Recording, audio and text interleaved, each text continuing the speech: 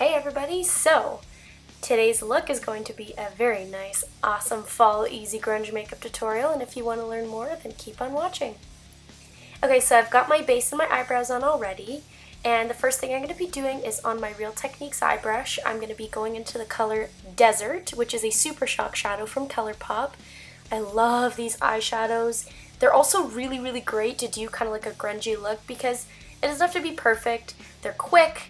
They're really well priced, and they do their job beautifully. So if you haven't checked out ColourPop, I sincerely recommend that you take a look at their stuff. The price is totally worth it. Anyway, so I'm just taking that all throughout the crease. Don't be afraid to bring this down onto the lid. I continued mine past the bottom of my crease there, just to create a really blown out look. And that's the whole purpose of grunge, is it's supposed to be grungy. I don't know, that's kind of a thing now.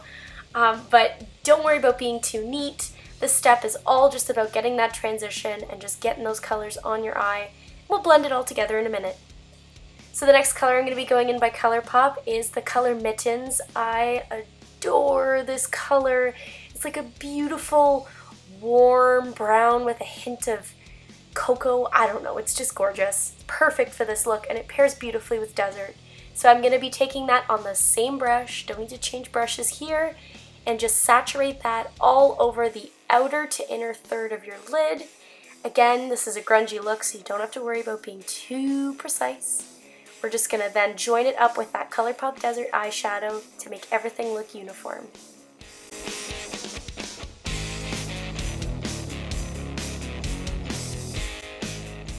Alright, and on to the other eye, just going to do the same thing.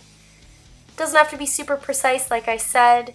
The one thing I will say about these ColourPop shadows is if you want like a really opaque layer, you do have to build them. I should have gone in with a different brush, but I really wanted to show you guys that it's actually possible to do an eye look with like 2 brushes. Okay, in this I used 3. Okay, I'm a liar, I used 3.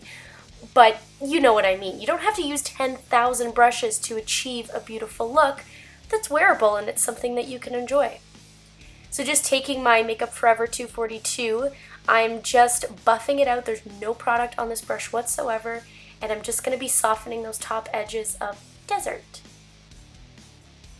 Lovely. So this is one of my all-time favorite eyeshadows. This is Melt Cosmetics Lovesick eyeshadow, and I'm taking this on a MIKASA Beauty shader brush. I love burned, kind of brownish red colors, and this color is absolutely stunning. It has never failed to disappoint me in any look. It's beautifully pigmented, and it blends so softly, and it doesn't turn that kind of chalky brown color that a lot of reddish toned eyeshadows tend to do. So the way I'm going to be applying this is just going to be on the outer third, concentrated the most heavily, and then slightly on the inner third as well, trying to avoid kind of that middle section of the eyelid there. We're going to create kind of like a halo effect. Oh, well, shit, here I go. Blending it over the lid, but you know what I mean. We're going to create a gradient, and we're not going to put as much product on the eyelid. We're going to focus it on the outer third as well as the inner third, because we've got a little surprise for the middle.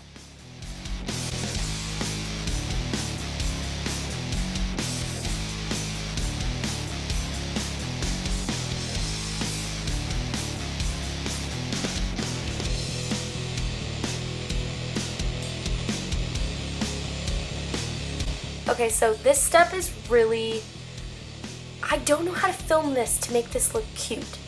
How is putting eyeshadow on your lower lash line cute? Anyways, just taking that Lovesick eyeshadow and just continuing it on that lower lash line. Trying to look, yeah I know, trying to look elegant while I'm doing this, which is actually surprisingly difficult, because you have to like look down into a mirror. Here's me laughing at myself. And I'm just going back in with that Real Techniques shadow and just buffing out the underneath sides.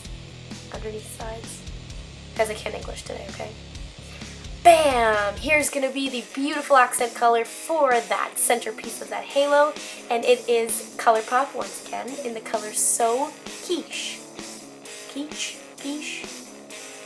It's a beautiful color. It's a brown base with a pink reflect on it, and it just makes your eyes pop so beautifully.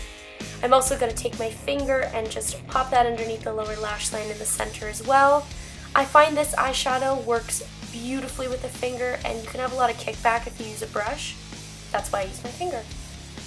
Alright, so time for the wings. So today I decided to go for brown because we're going with a grungy look today. So with that, I'm going to be using my Kat Von D tattoo liner in the color Mad Max Brown. This little baby version was like a 500 point perk at Sephora. It came with a cute little wallet and everything.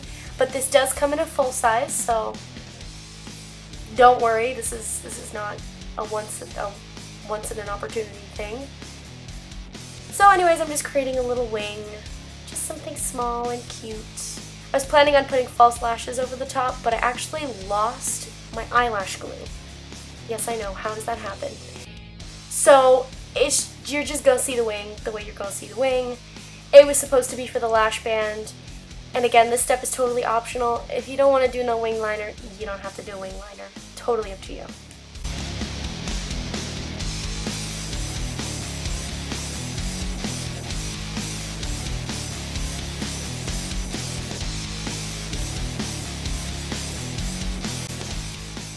Just checking my symmetry here, and I had to do a little adjustment. Beautiful. So next I'm going to take my Anastasia Beverly Hills Dip Brow in the color Dark Brown, and I'm going to just smoke out that lower lash line with it. This is like a really cute little craft store angled brush. I have no idea. I bought it at Michael's. Any synthetic angled brush will do for this. Whatever you have will work.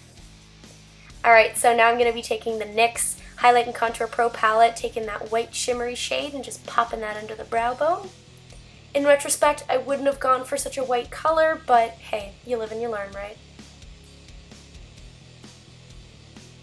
Alrighty, so I got my mascara on, and the next thing I'm going to be doing is I'm going to be doing a little bit of color correcting. So with that, I'm going to be using my MAC double-ended color corrector, and I'm using the side that has the pale yellow on it. Just areas where I find I have a little bit of redness or a little bit of discoloration. I like to pop a little bit of color corrector on my nose because women are hormonally more likely to have redness around their nose, and I am one of those gals. So just blending that in with my MIKASA Lemon Drop Sponge. This thing is so cute, and it's so yellow, and it's so dirty. I'm so sorry. Anywho, onto concealer. I'm going to be using my Makeup Forever Ultra HD Concealer in the color Y21, I believe. And I'm going to be popping that just anywhere I need concealer. This step will totally depend on how much you want to conceal. Totally preferential, but I'm going in with concealer. If you don't think you need it, you can of course pass on this step.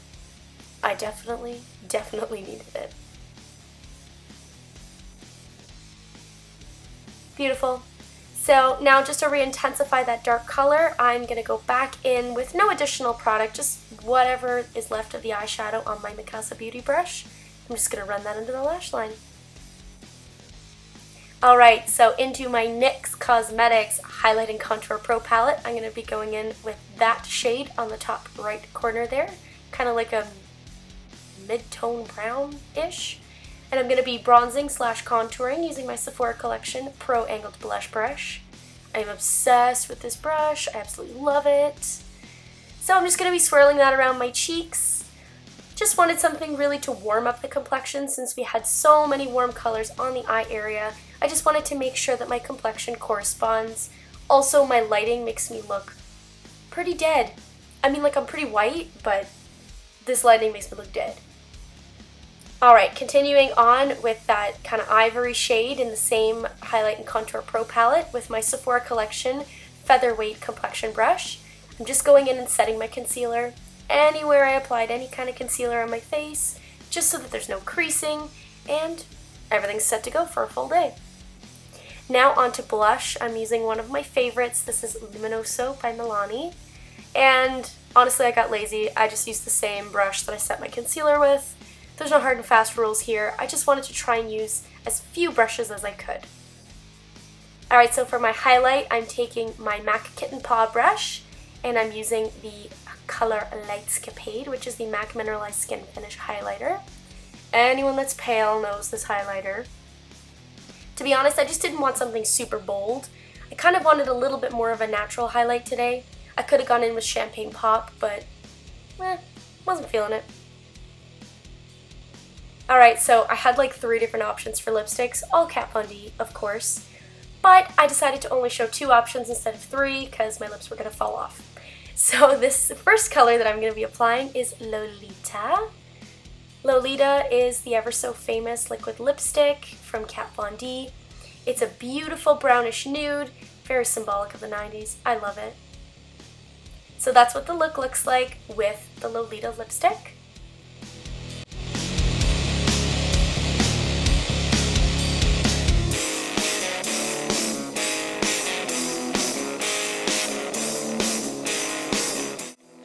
And now I'm just applying some Vampira by Kat Von D. To be honest, I just went right over the top of the Lolita. Don't do this. It's not very comfortable. But for the sake of video and the fact that I was going to take it off right after, it wasn't a huge deal. But if you know me and you know my love for Kat Von D, you know I love this lipstick. So beautiful. Alright. And we're rocking and rolling. So that's what we look like. Hope you liked this look, and give it a thumbs up, like, comment, subscribe while I fix my awful hair. And yep, we'll hopefully see you on the next one.